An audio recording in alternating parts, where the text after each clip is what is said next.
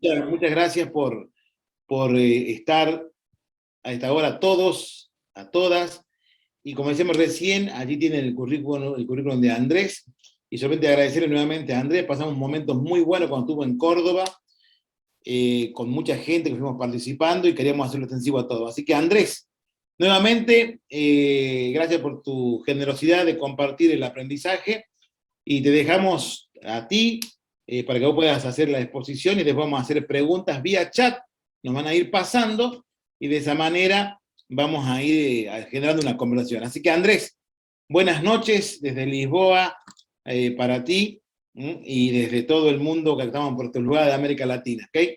Abrazo Andrés, muchas gracias.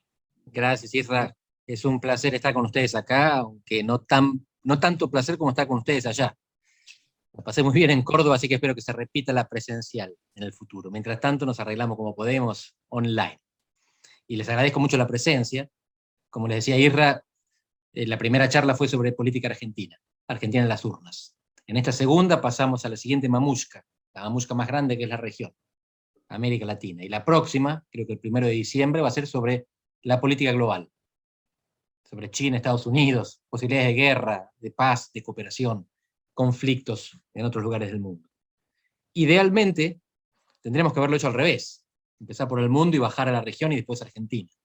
Pero la primera charla fue justo ahí a la vera de las elecciones, así que no tenía sentido hacernos los disimulados y hablar de otra cosa.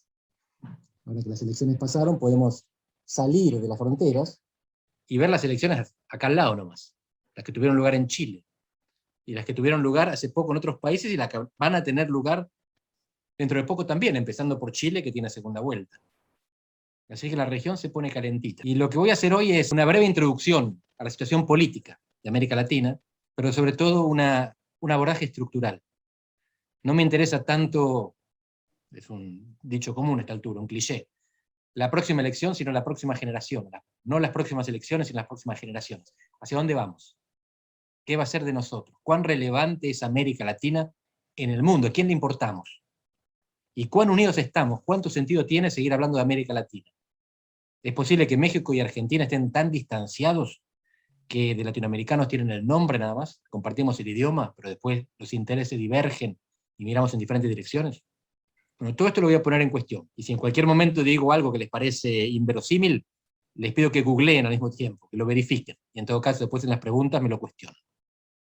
Pero justamente, para que no tengan que creerme, voy a tratar de fundamentar con datos todo lo que les voy a decir. Y lo que les voy a decir es lo siguiente. Es muy difícil encontrar un patrón o una tendencia en América Latina. Porque habitualmente hay más de una. Y frecuentemente son opuestas. ¿Qué significa esto? Que hay países que se hunden y hay países que flotan e incluso prosperan. Típico caso de país que se hunde es Venezuela, que también votó este domingo. ¿Cómo sabemos que se hunde? Porque es el único país de América Latina que pierde población, que tiene cada vez menos población. Ni Haití pierde población. Emigran muchos haitianos, pero siguen produciendo haitianos aquellos que se quedan. El resto de los países crece, tiene cada año más habitantes que el año anterior. Venezuela no. En la última década perdió 6 millones de habitantes. Es la misma cantidad que Siria, pero Siria está en guerra civil. Y enfrente de Venezuela tenemos los países supuestamente exitosos. Digo supuestamente, ahora vemos por qué. Costa Rica, pequeño país centroamericano, 4 millones de habitantes. Uruguay, 3 millones y medio, acá al lado. Y algunos pensaban que Chile, hasta hace poco, hasta hace 2 años. Son países estables en lo político, hasta hace poco Chile, y en lo económico. Y sin embargo, ningún país de América Latina está desarrollado. Primer punto, no existen países desarrollados en América Latina. Cuando uno quiere autoflagelarse con la situación argentina, tiene todo el derecho a hacerlo. Pero no por no ser un país desarrollado. Por no ser un país estable, sí, por tener muchos impuestos también, porque el Estado no brinda todos los servicios que querríamos, o porque brinda demasiados. Podemos criticarnos por un montón de cosas, pero no ser un país desarrollado no es culpa nuestra, porque ningún otro país de América Latina lo es, ni ningún país de África, y muy pocos países de Asia. Mientras que los países desarrollados se concentran en el cuadrante noratlántico del mundo, noroccidental. Alguna razón hay, y esa razón está vinculada con la geografía, con las redes geográficas. Entre los países desarrollados se ayudan mutuamente, y los países subdesarrollados cumplimos otro papel en el mundo. ¿Qué va a pasar con las elecciones? Acá hay otra no tendencia. ¿Se acuerdan que hace 2 años hubo elecciones en Argentina? En esas elecciones, los dos candidatos más votados en primera vuelta sumaron el 88%. 48 Fernández, 40 Macri, 88 entre los dos. En Chile, los dos candidatos más votados el domingo sumaron el 53%. Es decir, apenas superaron la mitad. Los dos más votados. Imagínense lo fragmentado que están entre los no votados. Y además, cuando se elige presidente, se elige también Congreso, así que el Congreso queda muy fragmentado. Y hay países más fragmentados que Chile todavía. Típico caso, Perú. Los dos candidatos más votados a presidente en Perú sumaron el 32%. El actual presidente, Pedro Castillo, sacó el 19% en primera vuelta. Y la segunda, Keiko Fujimori, sacó el 13%. El nivel de fragmentación de los sistemas de partidos en buena parte de América Latina es enorme. Pero en Argentina no. En Paraguay no. Y en Uruguay tampoco. Así que no hay tendencia.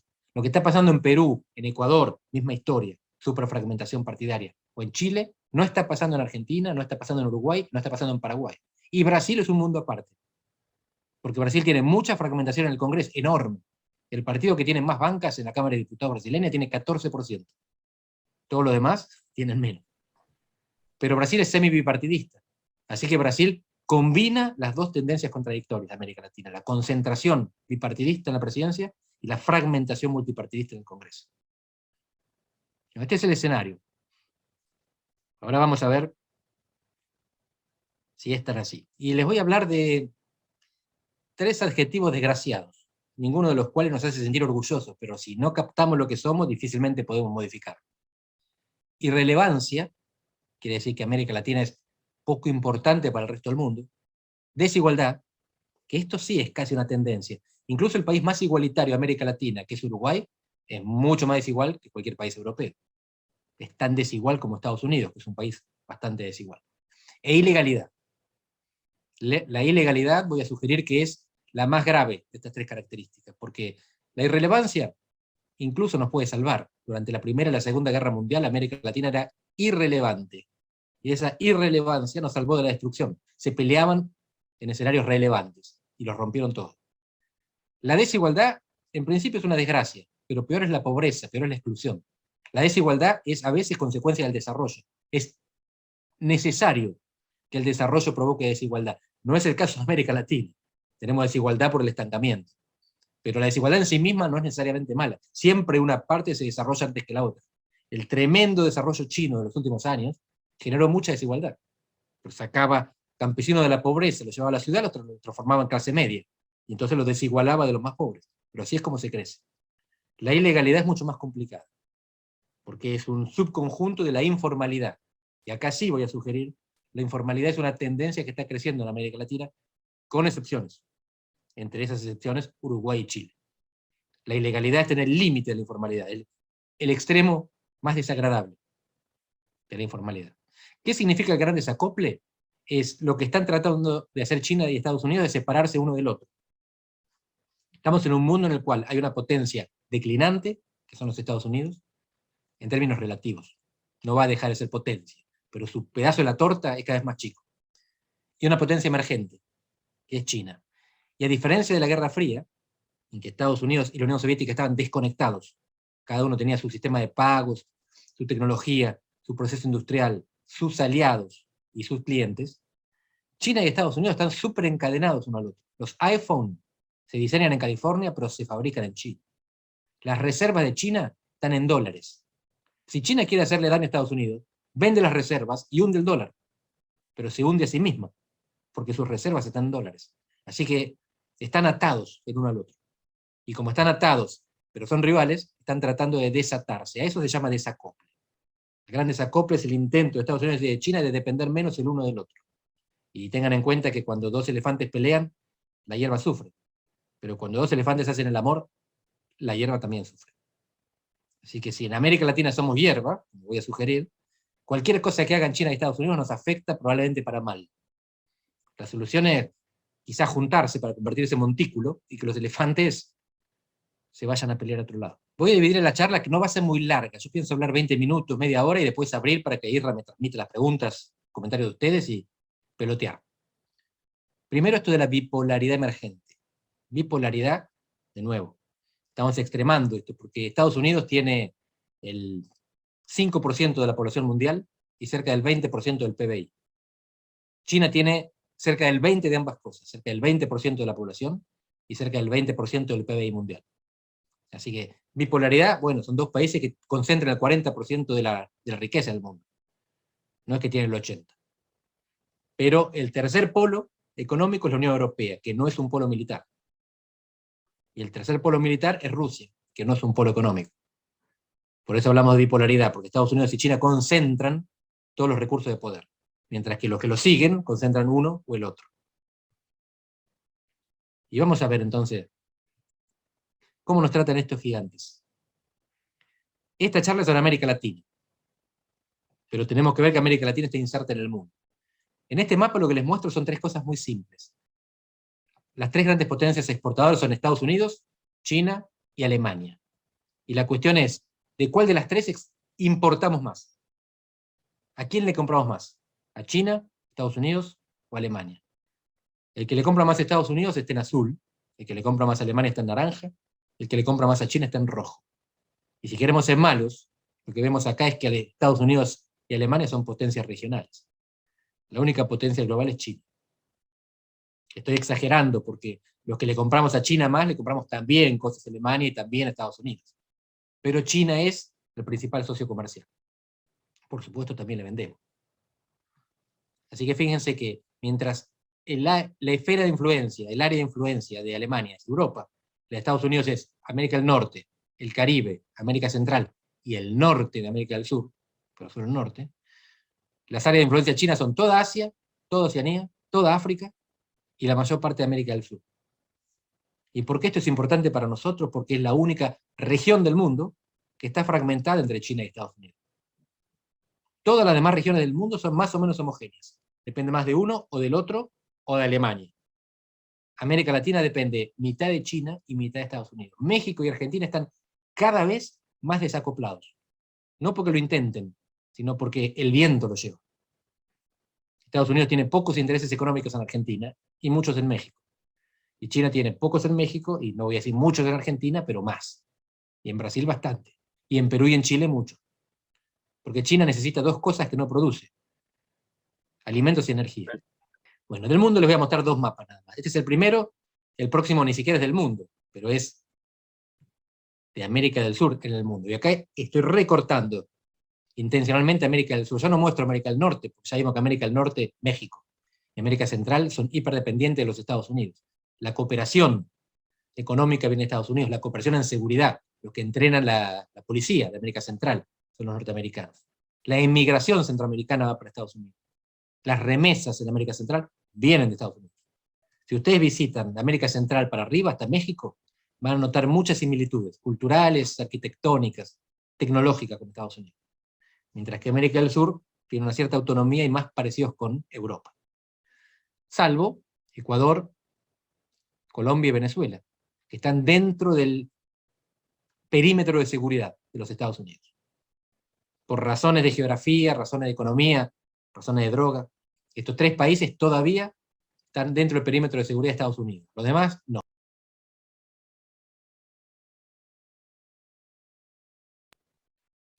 Y fíjense que estos son los países a los que más les vendemos. De nuevo, no solamente América del Sur está disociada del resto de América Latina, sino que dentro de América del Sur tenemos países que dependen directamente de Estados Unidos, países que dependen más de China, y países que dependemos de Brasil.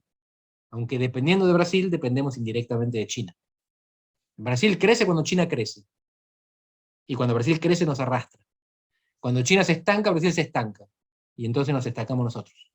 Es la cadena del amor. Argentina es muy dependiente de estos encadenamientos. Esto habría cambiado en la pandemia, en que Argentina por primera vez tuvo a China como principal socio comercial, destino de exportaciones, en vez de Brasil. Porque ustedes saben que China fue el único país que no entró en recesión durante la pandemia. De todas maneras, esto es lo importante. Entre China y Estados Unidos, nuestro continente está dividido. Y dentro de América del Sur estamos divididos también, por quienes intermedian vía Brasil y quienes no. En este continente vivimos. Ahora lo que les voy a mostrar es cómo evolucionamos. ¿Desde cuándo? 1898. 1898, siglo XIX, es cuando Estados Unidos va a la guerra contra España y termina independizando Cuba y Filipinas. Y Puerto Rico. Puerto Rico no lo independiza, se lo queda parcialmente. Y lo que les voy a mostrar es lo siguiente. En 3 siglos, desde el siglo XIX hasta el siglo XXI, cómo nos comparamos con las demás regiones del mundo en 6 dimensiones de poder fundamentales. Dimensión de poder primera es la demografía, cuánta población tenemos. La población te da la escala de mercado y la escala del ejército. Países muy grandes pueden producir y se pueden defender. Países muy chicos dependen de otros. Población urbana, consumo de electricidad, tamaño de los ejércitos. Bueno, ahora les voy a ir mostrando uno por uno, y les voy a mostrar de la siguiente manera, en 6 momentos históricos determinados. Les voy a mostrar cómo evolucionó el papel de América Latina en el ranking del mundo, dividiendo el mundo en 5 regiones. América Latina, África, Medio Oriente, Asia y Europa. Y excluimos a las potencias, porque la idea es cuán importantes son las regiones para las potencias, y las potencias son Estados Unidos, China, Rusia, siempre, y Gran Bretaña, Alemania y Francia, hasta la Segunda Guerra Mundial. Esos países están excluidos de estas columnas. Bien. No se confundan con esto. Esto se lee de la siguiente manera, de izquierda a derecha y de arriba hacia abajo. 1898, que es cuando se independiza, cuando es la guerra de Estados Unidos contra España. El 29, la crisis financiera internacional. En 1959, la Revolución Cubana. En 1989, la caída del muro. En 2001, la caída de las Torres Gemelas, hasta hoy, con la fecha más cercana a hoy de la que tenemos datos. Demografía, población. ¿Cuántos habitantes tienen las regiones? América Latina involucionó de la segunda, que éramos la segunda todavía el 29, tercera, cuarta, cuarta, cuarta. Es decir, de las 5 regiones del mundo somos la penúltima menos poblada. Acuérdense, estamos contando países independientes nada más. Es decir, que en África, cuando empezamos a contar en el siglo XIX, había 3 países independientes. A medida que se van independizando, contamos más gente. Cuando no tenían países independientes no eran muy relevantes, eran colonias. Cuando se independizan, esos países ya cuentan.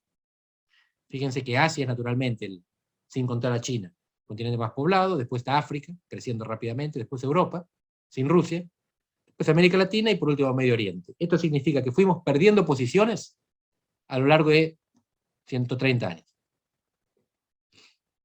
Esto es otro indicador de poder duro, que combina 6 factores. Combina población, población urbana, personal militar, tropas, consumo de electricidad y producción de acero. Fíjense que América Latina empieza el número 3, se mantiene durante un tiempo y después va bajando. 4, 4, 5. Somos la región más débil del mundo, en términos de lo que se llama capacidades nacionales combinadas. Son recursos duros que te permiten hacer la guerra, fundamentalmente, pero también crear industria. ¿Es grave esto? Bueno, a lo mejor somos una región con pocos países, con poca población, pero esto, como vemos, estamos desproporcionados. Estábamos cuartos en población y quintos en recursos de poder. Volumen de comercio. Esta es la tercera categoría. No, fíjense cómo Europa está primero desde el principio hasta el final. Europa siempre fue el continente con más volumen de comercio del mundo, siempre. Comercio interno entre ellos y comercio externo con las demás regiones. Pero América Latina pasa de segunda, lejos después de Europa, pero segunda, a tercera en el 99, en el 59, cuarta, tercera subimos un poquito acá y volvemos a caer. Solo África tiene menos comercio que nosotros. Así que para las potencias del mundo, las potencias miran, quieren ver población, quieren ver recursos de poder, quieren ver volumen de comercio, y a nosotros nos ven en la cola, ahí lejitos. Guerras, cuarta dimensión. Se llaman disputas interestatales militarizadas, el concepto técnico, es decir, conflictos entre estados con balas que producen al menos 1000 muertos por año. Eso es una guerra. Según esta definición, las Malvinas no alcanzan a ser una guerra, porque en el campo de batalla hubo 900 bajas, 900 muertos. Si no alcanza para calificar como disputa militar disputa interestatal militarizada. Pero fíjense que cuando empezamos a contar siglo XIX, guerras de independencia, de 1815 en adelante hasta el 98, éramos el número 1. No estoy diciendo que sea bueno tener guerra. Estoy diciendo que si uno se la pasa en guerra, cobra relevancia para los demás. Porque produce encadenamiento, produce industria bélica, produce exiliados o produce muertos, bajas, conflicto a través de la frontera. América Latina pasó de primero a quinto. Somos el continente con menos guerras en el mundo, de haber sido el continente con más guerras. Y esto, de nuevo lo quiero decir, esto es bueno. Esto es bueno. Pero nos torna menos relevantes. ¿Qué sale en los diarios? ¿Qué noticias salen? La guerra sale en los diarios. La paz no sale en los diarios. Y cuando salen los diarios es también llamado a atención. Los países planifican sus estrategias en función de la zona de conflicto. Es difícil planificar, es difícil encontrar a alguien que planifique para lugares donde no pasa nada. Bueno, en América Latina en este aspecto pasa poco, muy poco. Después le voy a mostrar otros datos que desmitifican. No es que no seamos violentos, somos muy violentos, pero somos violentos urbanos, somos violentos en tiempo de paz. No nos matamos en guerra, nos matamos con crimen y con ejecuciones policiales, como estamos viendo en Argentina. Quinta dimensión de comparación. En relaciones diplomáticas. Son más relevantes las regiones que tienen más embajadas. Y tienen más embajadas las regiones que tienen más países, naturalmente. Y a medida que otros países se fueron descolonizando otras regiones, fueron teniendo más países y por lo tanto más embajadas. Pero nosotros lo que queremos ver es la relevancia agregada de la región, el total. Y vemos que pasamos de ser la segunda región con más embajadas en el mundo a la última. Es decir, cuando en una capital del mundo un gobierno quiere ver qué países tienen representación, va a contar más africanos, más medioorientales, más asiáticos y más europeos que latinoamericanos. Y por lo tanto, nos van a ver más chiquitos. Y finalmente, la última, fíjense que acá encontramos algún consuelo. Participación en organizaciones internacionales, Naciones Unidas, Mercosur, Organización de Estados Americanos. Hay muchas en el mundo, globales y regionales. Y nosotros pasamos de ser los segundos a los terceros. Es el área en la que menos caímos, es la única en la que estamos terceros en el ranking, en la mitad. En todo lo demás somos cuartos o quintos. Así que si algo destaca todavía América Latina, es su activismo internacional, su participación en organizaciones. No fue siempre así. Hace un siglo, América Latina creaba doctrina. Es el continente con más mediaciones, con más arbitrajes internacionales. Los demás países van a la guerra, las demás regiones. América Latina va al arbitraje. Argentina lo tuvo, en varios casos. Uno de nuestros premios Nobel, Saavedra Lamas, es por haber arbitrado en una guerra sudamericana, entre Bolivia y Paraguay. Las doctrinas Drago, Estrada. Por el Beagle fuimos a arbitraje también. Así que, como ven, en eso América Latina se diferencia para bien del resto. Pero ¿cuál es la conclusión que sacamos? Esto nos puede doler en el orgullo, pero cuando las potencias nos miran, con suerte nos ven, y sin suerte, perdón, no nos ven. Pero si nos ven chiquitos. Esto tiene que quedar claro, no somos muy importantes, no vamos al Fondo Monetario o a Washington y Estados Unidos se siente escucharnos porque realmente le parece que es importantísimo. Estados Unidos, Europa y China quieren lo mismo de América Latina, estabilidad. Que no hagamos lío, que no hagamos olas, que permitamos unas ciertas inversiones, un cierto comercio, pero somos, como me dijo hace poco un embajador brasileño en Europa, la región menos relevante para la Unión Europea. Vieron que se habla mucho del acuerdo Mercosur-Unión Europea, y que la Unión Europea dice que somos importantísimos socios estratégicos. Bueno, dice, somos la región menos relevante. Y yo le preguntaba, ¿cómo la menos relevante? Dice, decime qué región del mundo es menos relevante para Europa que nosotros. Si uno piensa África, es más relevante, porque está llena de inmigrantes que si Europa los deja, cruzan el Mediterráneo y los hunde. Asia es mucho más relevante, porque tienen sus antiguas colonias, Pakistán, la India, de donde los pueblan, y además porque de ahí llegan inmigrantes también, de Siria. Medio Oriente ni hablar. La energía del sur de Europa viene del norte de África, al Medio Oriente. Así que, para la Unión Europea, que es la región más cercana a nosotros, más parecida históricamente, más parecida culturalmente, con lenguas, con religiones, somos occidentales, para ellos, que son los más parecidos a nosotros, también somos los menos relevantes.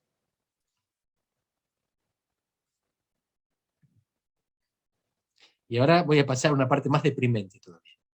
Pero de nuevo, vuelvo un paso atrás. Acuérdense que la irrelevancia no es necesariamente condena. Hay casos en los cuales la irrelevancia te salva, te protege, te aleja de los riesgos, de los peligros y de las guerras. Cuando el mundo tira para abajo, es mejor no estar atado a nada. Y ser irrelevante es estar un poquito desatado de todo lo demás. ¿Cómo está América Latina hoy? Por dentro, no como nos ven los demás, cómo somos. Lo que les voy a mostrar deriva de una investigación reciente, de hace 2 años, del BID, Banco Interamericano de Desarrollo. Y tiene algunas conclusiones que son intuitivas y otras que nos golpean con sorpresa. Esta es la primera, son 30 años de medición de la desigualdad. ¿Cómo medimos la desigualdad? Hay muchas maneras, en este caso tomamos el 10% más rico, el 10% más pobre, y vemos cuántas veces más rico es este decil más rico. Y el resultado es que en el año 2000, justo antes de que empiece el boom de las commodities, el 10% más rico de América Latina era 49 veces más rico que el 10% más pobre. Desde entonces, fíjense, iniciamos 2 décadas de reducción de la desigualdad. Fenomenal, como pocas veces se vio en el mundo. Estábamos súper orgullosos de esto, súper contentos, y miramos a Chile como el caso más exitoso. No nos dimos cuenta que de 2 cositas que estaban ahí como una piedra en el zapato. La primera es que este gráfico, esta declinación esconde el amesetamiento de los últimos años. En los últimos años deja de reducirse la desigualdad. Y estamos hablando de hasta el 19, antes de la pandemia. Después vamos a ver cómo la pandemia empeora todo esto. Es decir, que las expectativas, a medida que bajaba la desigualdad, las expectativas de progreso aumentaban. Cuando se ameseta la reducción de la desigualdad, la gente no se queda satisfecha. Quiere más, porque las expectativas siguieron camino. Lo que se frenó es el desempeño. Así que primero esto, amesetamiento es trágico, porque amplía la brecha entre expectativa y realización. Y segundo, que a pesar de haber disminuido tanto la desigualdad, seguimos siendo lejos la región más desigual del mundo. ¿Qué son los países naranjas? La OCDE, los países ricos. ¿Qué son los países que están en gris?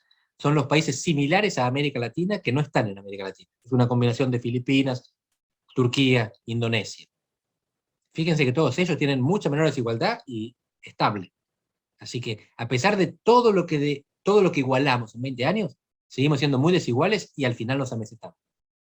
¿Cuál fue la consecuencia de esto? Todos ustedes lo tienen en la cabeza, ¿verdad? Lío, protesta, estallidos sociales. La gente salió a la calle. Durante la primera década no, porque ahí es cuando estaba bajando la desigualdad. Pero apenas entramos en la segunda década, 2012, 2013, en 2013 explota Brasil, protestando por el aumento de un boleto de colectivo, pero también por los gastos hechos con las Olimpiadas y con el Mundial. 3 años después, destituyen a Dilma Rousseff. Hay una pequeña baja, 2015, y después vuelve a subir. Y lo que tenemos acá es la conjunción, 2019, del despertar chileno, octubre del 19, más las manifestaciones en Ecuador, que hicieron que el gobierno se mudase, porque el Quito no podía gobernar, más las manifestaciones en Bolivia, que llevaron al derrocamiento de Evo Morales, más las protestas en Colombia, y así. Fíjense que nosotros en Argentina no lo vimos esto, porque en Argentina ya nos pasó, en 2001. Y por lo tanto tenemos todavía los anticuerpos generados por el virus del 2001. La cuestión es que, como ustedes saben, las vacunas precisan refuerzo. Y un refuerzo es un estallido. La memoria va pasando, y mucha gente, los chicos que tienen 25 años, tenían 5 en el 2001. Los chicos que tienen 35 tenían 15. ¿Cuántos se acuerdan de eso? Así que Argentina está madura para en cualquier momento despertarse como se despertó Chile y volver a las andadas. Por ahora no. Por ahora tenemos características que podemos ahora profundizar, que nos salvan de los estallidos. Pero fíjense que en América Latina la desigualdad se amesetó y los estallidos, la gente salió a la calle. Y ahora entra la pandemia. Lo que estamos viendo acá es pérdida de empleo. Las sociedades de América Latina dividen en quintos. El quinto más pobre, casi el 70% perdió el empleo. El quinto más rico, que probablemente nos incluye, Solo el 20% perdió el empleo. Es decir, cuanto mejor estábamos, mejor estamos. Cuanto peor estaban, peor están. Los más pobres se perjudicaron más. Qué descubrimiento, ¿no? La pólvora. Pero este gráfico nos pega en la cabeza, mostrándonos cuán amplia es la brecha. De 20% nosotros, los ricos, a 70% los pobres. Y además, fíjense, nosotros teletrabajamos. Esto es capacidad de teletrabajar. Los más ricos tienen dispositivos de internet, y tienen conectividad, y tienen muchos cuartos, muchas habitaciones donde conectarse.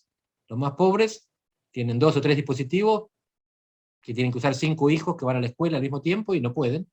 Muchas veces tienen mala conectividad. Y en algunos casos, por el trabajo, tienen que hacerlo con el físico. Para mí es un privilegio estar acá, charlando hoy con ustedes. Hay gente que tiene que poner el cuerpo para trabajar, y no lo puede hacer por online, remotamente, vía Zoom. Así que la pandemia vino a desigualar un continente que ya era muy desigual. Y desigualar en este caso quiere decir excluir. Comparemos con Europa. En Europa se quejan de la precariedad laboral. Precariedad significa que tienen contratos a término y les pagan poco. Tienen un contrato por 3 años y les pagan 1.000 euros. Es precario, pero es formal, que pagan impuestos y pagan jubilación. En América Latina tenemos cada vez más empleos que no tienen contrato y que son todavía por menos dinero. Así que la informalidad es mucho peor que la precariedad. En Europa no se quejan de la informalidad, sino de la precariedad. Quieren contratos largos o eternos. En América Latina queremos contratos. Cualquier contrato. Y ahora pasamos a la peor parte. Una parte de la que los argentinos estamos relativamente poco conscientes, porque a nosotros nos pasa menos que a los demás. Es la falta de cohesión producida por la segregación escolar, por el hecho de que los ricos y los pobres vayan a diferentes escuelas. Fíjense, esto es el porcentaje de niños ricos, es decir, los hijos de los que están en el quintil superior, el 20% más rico, que van a escuela privada. En la OCDE, los países ricos, 10%. En los países parecidos a nosotros, pero que no son nosotros, Turquía, Filipinas, Indonesia, casi lo mismo. En América Latina, más del 40%. Y dentro de América Latina, fíjense, Argentina sigue siendo el país que más manda chicos a escuela pública. Pero Chile, Colombia y Perú, los países que más crecieron, son los más segregados. Son países muy clasistas. Son países en los cuales las clases sociales se juntan con menos frecuencia, con menos facilidad. Y esto no es tan grave, porque uno puede decir, bueno, pero hay escuelas privadas donde también van pobres, porque son escuelas subsidiadas, religiosas, y hay escuelas privadas, públicas, donde también van chicos ricos. Sí, sí, esto no es 100%, pero lo que se produce en la práctica es la segregación. La segregación no es un porcentaje, sino un ratio, 3-1, 4-1. Y es el ratio, es la probabilidad que un niño rico tiene de tener un compañerito de otra clase social en la escuela. O viceversa, ¿verdad? La probabilidad que tiene un niño pobre de tener un compañerito rico. En la OCDE, la probabilidad de no tener a alguien de otra clase social es de 2-1. En los países parecidos a nosotros, de 3-1. En América Latina es de entre 6 y 7-1. Probabilidad de no conocer a alguien, los chicos, de otra clase social, de no cruzárselo, de no estar sentado nunca al lado de un pobre. Y fíjense que Chile y Perú son lejos los peores casos. Chile y Perú son los 2 países que más crecieron en las últimas décadas. Son los 2 países que más redujeron, bueno, no tanto, Chile redujo la pobreza y la desigualdad, Perú mucho menos, pero creció más. Y son los países más segregados. No son segregados porque crecieron, son segregados a pesar de que crecieron. Y es eso lo que genera el sentimiento de indignidad que lleva a la protesta social. Argentina acá sigue estando bastante bien, junto con Uruguay y sorprendentemente con Dominicana, siguen cerca de los estándares europeos.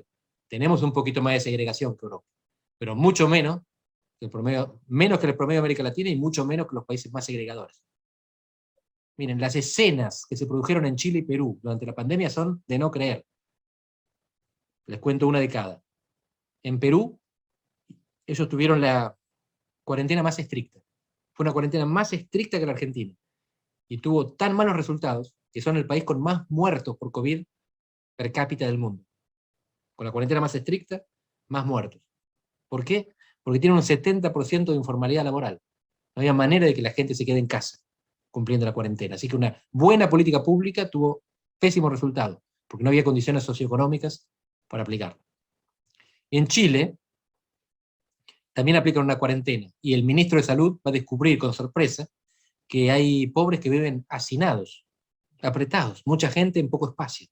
Él dice, la cuarentena no sirve si toda la gente vive hacinada.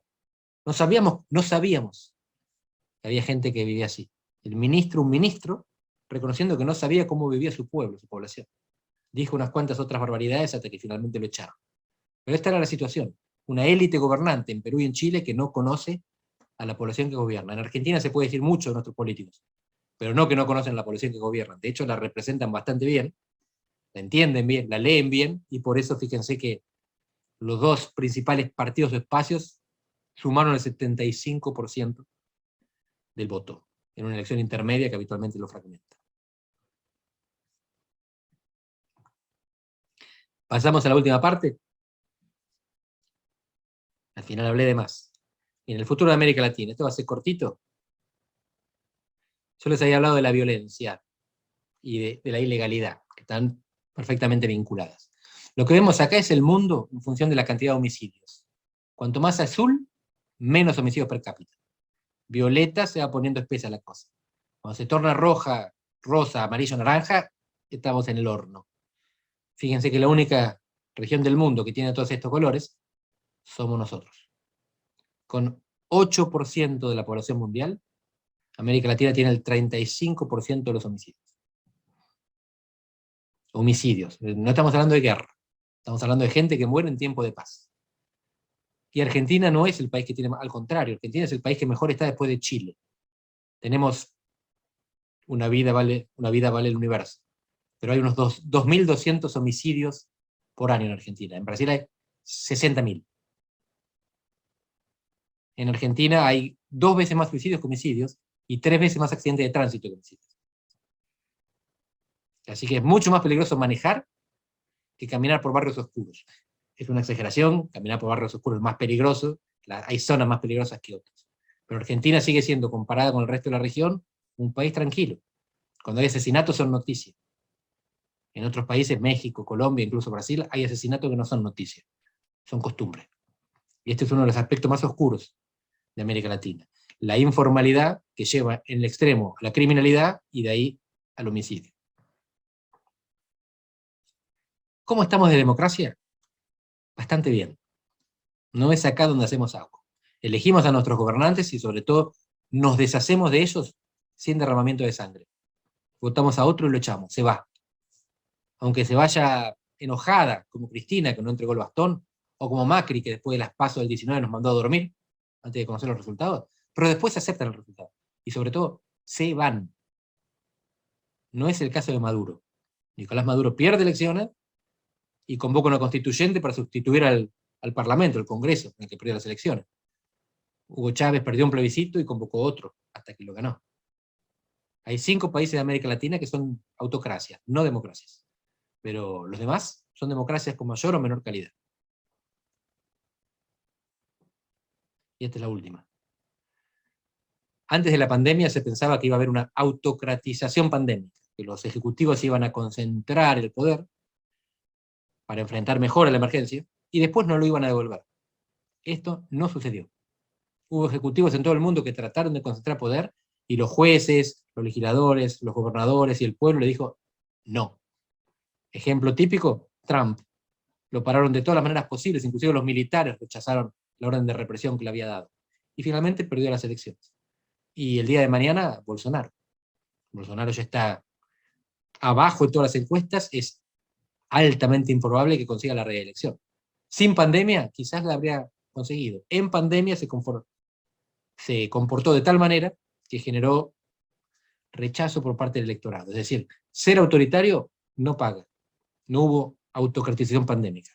Lo que sí hubo es una cierta inestabilidad, presidentes que tienen 10% de imagen positiva y por lo tanto en algunos casos se tienen que ir sin golpe de Estado. En Perú pasaron unos cuantos porque eran declarados vacantes. En Perú no hacen un juicio político, declaran vacante la presidencia. En Bolivia sí, hubo un golpe de Estado que después fue fue restituida la legalidad, y hoy gobierna un presidente electo. Pero lo que vemos sobre todo es lo que pasa por debajo, no lo que pasa a nivel de régimen, que es sobre todo democrático, sino lo que pasa a nivel de la sociedad, que es cada vez más ilegal. Nuestras sociedades en América Latina, con excepciones, como Uruguay, Costa Rica, están siendo tomadas por redes, por flujos ilícitos. Tráfico de drogas, de personas, de armas, contrabando, mercados secundarios de bienes robados, medicamentos, recursos naturales, tráfico de recursos naturales, oro, por ejemplo, en el Orinoco, y tantas otras cosas. Esa es la amenaza que enfrentamos. La amenaza que enfrenta América Latina no es la guerra, ni siquiera es el cambio climático, hay otras zonas que van a sufrir más. La amenaza que enfrenta América Latina es que las redes de criminalidad son transnacionales, y los estados son nacionales, y tienen menos fuerza, menos poder para resistir.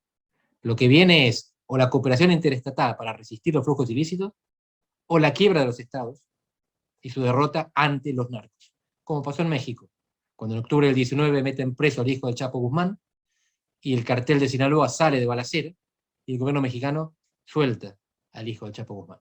Los narcos ganaron. La estatalidad es una ficción de legalidad.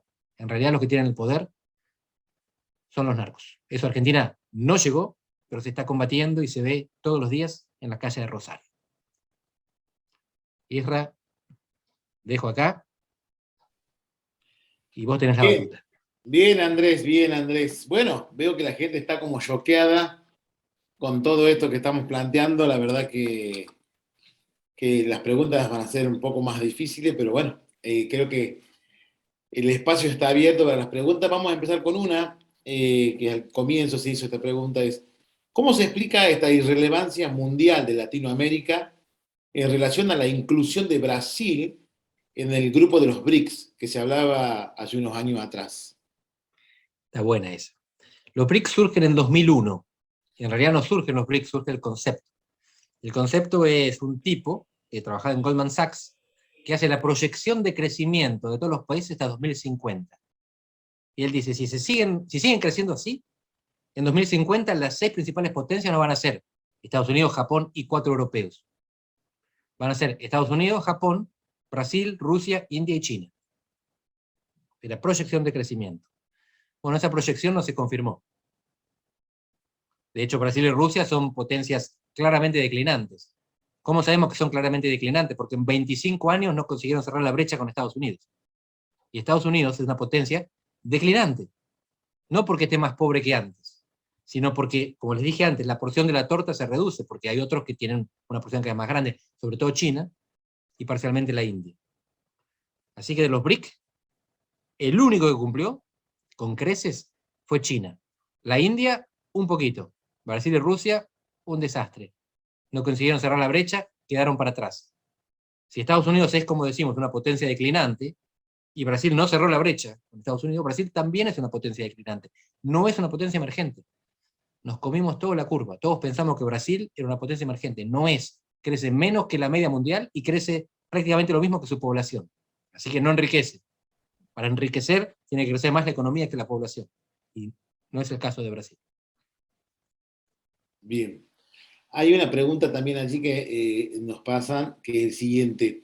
Hay alguien que leía atrás, dice Fanny, que si seguimos así en Latinoamérica en los próximos 10 años será ingobernable.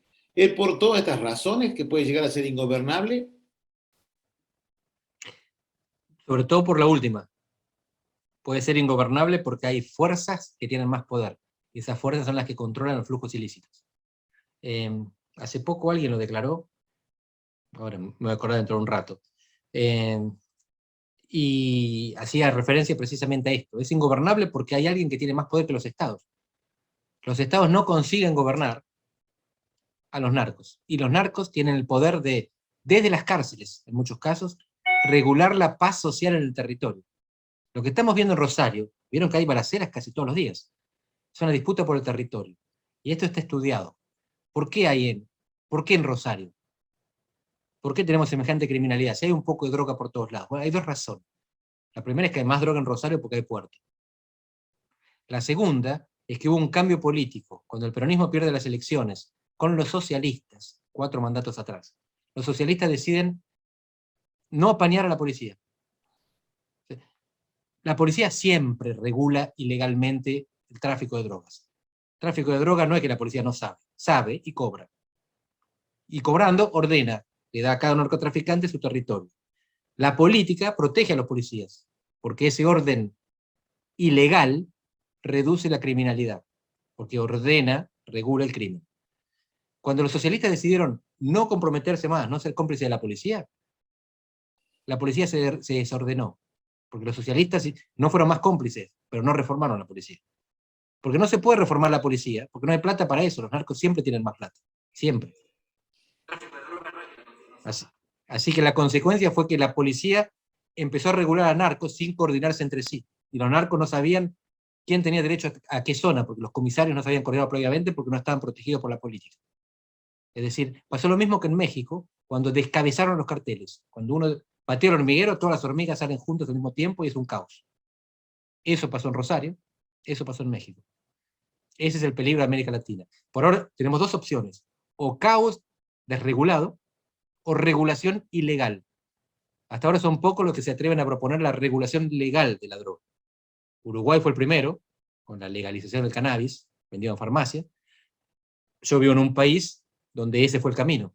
En Portugal, todas las drogas, todas están despenalizadas para consumo hasta 10 días. Se considera que es una cuestión de salud pública, no de seguridad pública. Esto lo hicieron hace 20 años, después de un pico de sobredosis. Y con esto redujeron las muertes por sobredosis, las infecciones de enfermedades que iban por aguja y la criminalidad. ¿Y qué pasaría si vienen en estos tiempos de cambio, como ya sucedió en América Latina, si llega un liberalismo al poder antisistema como se está expresando? Están pensando en Kast en Chile, ¿no? O en Milei en Argentina. Seguramente. Porque Kast es parecido a Bolsonaro. Por supuesto que cada país tiene su particularidad, pero forman parte de un movimiento internacional de derechas.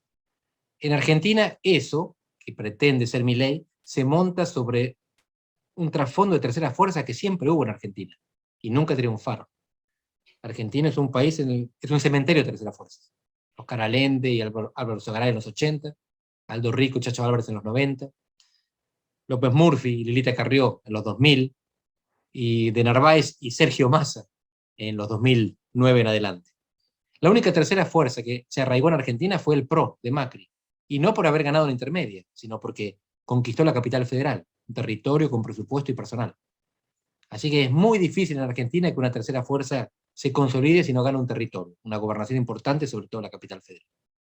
Pero en el resto del mundo preocupa a mucha gente, a algunos les puede gustar, pero en general preocupa porque tiene un discurso que habilita la violencia. Aunque Bolsonaro y Kast no sean violentos, no estoy diciendo que no lo sean, digo, pero aunque no lo sean, su discurso habilita que otros lo sean. Lo mismo el caso de Trump. Trump dice que el 6 de enero él no movilizó a la gente que tomó el Congreso y que provocó 4 muertos. Pero su discurso habilitó a esa gente. La gente entendió que Trump estaba dando la luz verde para eso. Y con estos, cuando Spert habla de primero meter bala y después preguntar, dejar a los ladrones como queso gruyère, los policías miran televisión también, escuchan la radio. Y esto es un discurso habilitante. Si después Spert saca muchos votos, la policía va a decir, esto es lo que la gente quiere, meter bala. Así que en ese aspecto, no es por lo que van a hacer si gobiernan, porque es además improbable que gobiernen, es por lo que el discurso legitima, que esta gente genera violencia. Andrés, hay una parte de tu compartir que hablaba de Argentina, que está dentro del concierto de América Latina bastante mejor en lo que sería la integración de los diferentes sectores sociales en la educación. Con respecto a otros de los países, en la cual ponías también ahí Chile y Perú. Vos con tu experiencia y tus análisis con respecto a la educación como bien público, el acceso a la educación como bien público, aparte de lo educativo, ¿cómo impacta la educación pública como un bien público que transversalice y ecualice la sociedad? Yo aquí tengo un sesgo porque soy profundamente sarmientino. Los dos países diferentes de América Latina fueron Argentina y Uruguay. Y la raíz de la diferencia fue la misma, la educación pública. Y los tipos que lo hicieron fueron casi los mismos. José Pedro Varela, que es el Sarmiento uruguayo, vuelve con Sarmiento en barco, aprendiendo de Sarmiento. Él hizo en Uruguay lo que Sarmiento hizo en Argentina. Educación universal, pública y gratuita. Eso nos hizo diferentes. La educación universal, pública y gratuita genera ciudadanos informados, trabajadores capacitados y una sociedad cohesionada. Todo eso. Los otros países de América Latina no tuvieron todo esto. Por eso son clasistas, estratificados, en muchos casos racistas. Por eso el acento en Chile te delata la clase social. El acento en Argentina delata la región. La tonada cordobesa nos dice de dónde es una persona, pero no la clase. En Chile, por la pronunciación, nosotros sacamos a qué clase social pertenece, como en Inglaterra. Son sociedades mucho más estratificadas, porque la educación no fue homogénea. En Argentina la tragedia que vivimos en las últimas décadas es, no voy a decir destrucción, suena muy fuerte, la decadencia de la educación, sobre todo de la educación pública. Esto es lo que sería fundamental recuperar, lo que nos hizo diferentes. Y al perder la educación, estamos siendo iguales para abajo. Los demás países latinoamericanos tienen muchas cosas buenas, pero en esto nosotros teníamos la mejor. Y nos estamos igualando para abajo. Lo ideal hubiera sido lo contrario. Andrés, ¿encontrás alguna oportunidad estratégica para Latinoamérica, además de nuestra marginalidad manifiesta, nuestra no relevancia? No para todos. Chile, que fue el país que más creció, tiene una economía basada en 6 sectores, el principal de los cuales es el cobre. Y el cobre está en manos estatales. Fíjense, Chile se opone con el modelo del neoliberalismo aperturista, y la principal exportación, que supera el 50% de sus exportaciones, es cobre. Y el cobre está en manos del Estado. Fíjense que lo estatiza Salvador Allende, y no lo privatiza Pinochet, ni ninguno de los que vino después. Así que tiene un truquito esto del milagro chileno. Pero además de cobre tienen 4 o 5 productos más. Tienen pescado, tienen madera, tienen vino y tienen fruta. Pero son 18 millones de habitantes, 19. Pueden vivir con esos sectores, pero aún así no les alcanzó. Y por eso la protesta en parte es porque no consiguieron complejizar la estructura económica. Uruguay es más chiquito. Si Uruguay consigue vender carne, bicicletas y un par de productos más, zafaron. 3,5 millones de personas pueden vivir con 3 o 4 productos. Los países escandinavos, que son milagrosos, ponemos siempre como ejemplo, uno de los trucos es que tienen 5 millones de habitantes cada uno. Noruega, Finlandia y Dinamarca tienen todos 5 millones de habitantes. En Suecia tiene el doble, 10 millones, no es tampoco una potencia. Entonces con 3 o 4 sectores, tienen Nokia, tienen las pasteleras y las papeleras, con poco más les alcanza. Bueno, nosotros tenemos 45 millones de habitantes en Argentina, Brasil tiene 215 millones. No nos alcanza 4 sectores, necesitamos encadenamientos productivos. Y si miramos el caso argentino en particular, vemos los 2 grandes pilares de encadenamientos productivos. La bioeconomía, lo que viene del campo, que no es solo soja, es toda la tecnología agregada, medicamento, tejido, química, y la economía del conocimiento, la que se produce sobre todo en las ciudades, la que se vincula con los satélites, con las centrales nucleares, con el Balseiro, con ARSAT y con los 11 unicornios que produjo Argentina. Así que no es para cualquier país de América Latina, como les dije. Chile, Uruguay pueden vivir con algunos productos básicos. Nosotros no. Necesitamos complejidad. Y tenemos los pilares. Después, otros países tienen otros pilares. México está condenado a los Estados Unidos. ¿Qué hace México? Produce autos. Autos de buena calidad. Los autos que producimos en el Mercosur no salen de América Latina. No cumplen con los requisitos para ser vendidos en Europa. El acuerdo Mercosur-Unión Europea, que no se firmó y quizás nunca se firme, nos daba 15 años de transición en el sector automotor, porque tan malos son los autos que producimos, que necesitamos 15 años para tornarnos competitivos. México le vende autos a Estados Unidos, Argentina a Brasil y Brasil a Argentina. Estamos lejísimos en ese aspecto. Aquí hay otra pregunta, dice, ¿por qué la mejor educación durante décadas generó tantos problemas en Argentina? Es una cuestión también de expectativas versus realizaciones. Cuando somos mucho, queremos mucho. La educación lo que nos dio es un nivel de exigencia que otros países no tuvieron. Hay muchos países que llegaron al desarrollo en dictadura. El disciplinamiento de la mano de obra les permitió la acumulación original que después reprodujo el crecimiento económico. Nosotros fuimos una democracia temprana, y fuimos un país semidesarrollado hasta que en 1930 nos caemos del mundo, después de la crisis y de que Gran Bretaña decide comprarle a sus colonias y no a nosotros. Tuvimos un periodo de sustitución de importaciones, y después de que se acabó, en el 75, somos como una hoja al viento. Pero el problema que tenemos es definir un nuevo modelo de desarrollo. Eso todavía no está en la agenda. Lo que uno ve en la agenda de la política cotidiana es el arreglo con el Fondo Monetario, que tiene que ser hasta marzo. Y esos son todos parches. Cuando el presidente se enorgulleció hace poco, ante un medio extranjero, británico, de que no tenía plan, ni lo iba a tener, ese es un problema grave de Argentina. No porque haya que tener un plan súper detallado, pero todos los países tienen programas de desarrollo. China, por supuesto, planes quinquenales, pero también Estados Unidos, los países europeos, y casi todos son tal cosa 4.0. La cuarta revolución industrial, la revolución digital, la revolución verde. El resto del mundo está discutiendo estas cosas. Y nosotros, el acuerdo con el fondo, como hace 30 años. Hay un libro que les recomiendo, si no lo vieron todavía, de Juan Carlos Torre, Diario de una temporada en el quinto piso. Torre era el sociólogo que hacía los discursos de Surruil y algunos de Alfonsín, y entonces tomó registro de todo lo que pasaba desde el momento que llega al gobierno.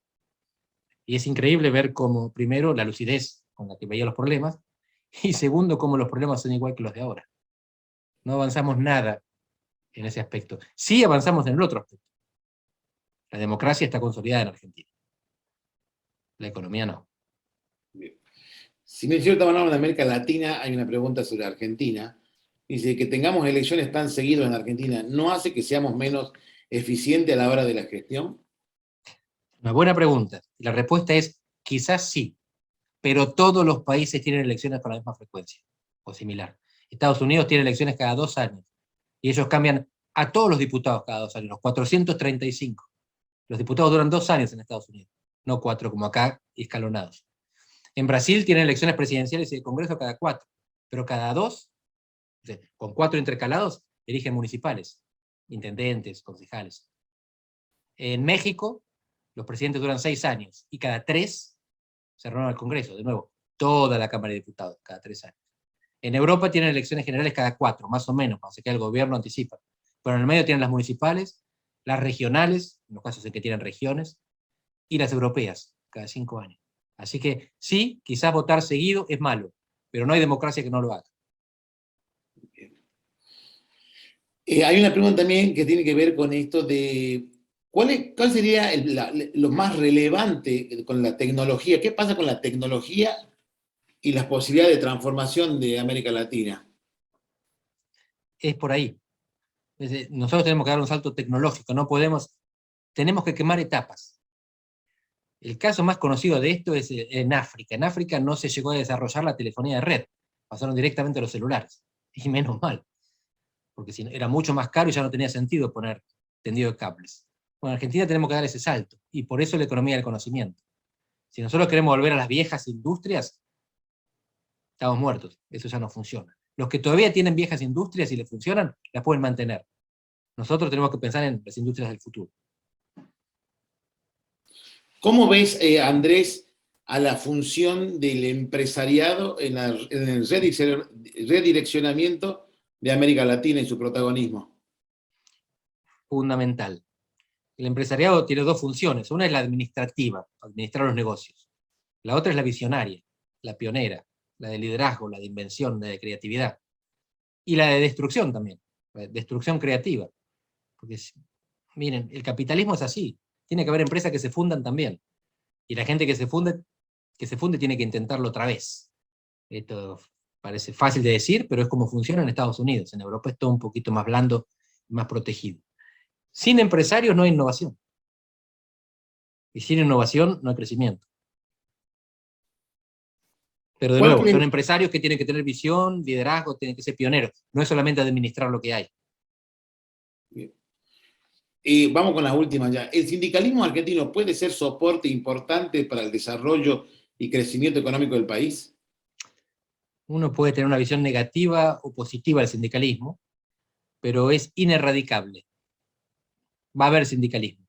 Lo que tenemos que tratar de hacer es aprender a lidiar con él y mejorarlo en la medida de las posibilidades. Y les aseguro que hay sindicalistas que tienen una visión moderna de las relaciones laborales, que están en contacto, que están estudiando lo que pasa en otros lugares. El ejemplo que está ahora de moda es la mochila austríaca, para las indemnizaciones. Que no sean las empresas las que pagan, sino que el trabajador se lo lleve a donde vaya. que si pierde el empleo, no pierde el ingreso, pero no sea la empresa la que se funde para garantizar la indemnización. Y los sindicatos están estudiando, están trabajando sobre esto. Así que los sindicatos tienen una función esencial de cohesión social. Si además sirven para la modernización, fenómeno. El problema es que hasta ahora no servían para la modernización, tiraban para atrás. Ahora hay sindicalistas que son también modernos, y con ellos hay que trabajar. Bien. Hay una pregunta que no lo voy a poder transcribir en su totalidad porque tiene termina con una palabra que empieza con C y termina con O, muy cordobesa, que como hemos hablado en nuestras charlas, vos la sabés cuál es la palabra y toda la audiencia lo sabe, pero dice, pregúntale algo que no sepa, la nota de color del encuentro. Andrés, ¿quisieras aportar algo más ya con vista al próximo módulo que va a ser política internacional? ¿Querés contarnos qué más? Un adelanto. Sí. Bueno, la relación entre China y Estados Unidos. Si es o no una segunda guerra fría. Yo hablaba al principio de que no es lo mismo porque están hiperconectados y lo que están buscando es desconectarse. Lo que nos interesa es qué efecto va a tener sobre nosotros, pero además, como ejercicio intelectual, es muy interesante pensar qué va a pasar entre ellos. Y hasta ahora, hasta hace poco tiempo, el esquema de pensamiento para pensar las relaciones China-Estados Unidos era lo que se llama la trampa de Tucídides. ¿Qué es la trampa de Tucídides? Tucídides fue uno de los dos inventores de la historia, junto con Herodoto. Y Tucídides narró la guerra del Peloponeso. Decía, cuando Esparta era la gran potencia establecida y Atenas empieza a emerger, y Atenas crece, Esparta se asusta. Y fue el miedo de Esparta ante el ascenso de Atenas que condujo a la guerra inevitable. Entonces, Graham Allison, que es un internacionalista americano, se pone a estudiar cuántas veces pasó esto en la historia, y él descubre que hubo lo que se llama 16 transiciones hegemónicas.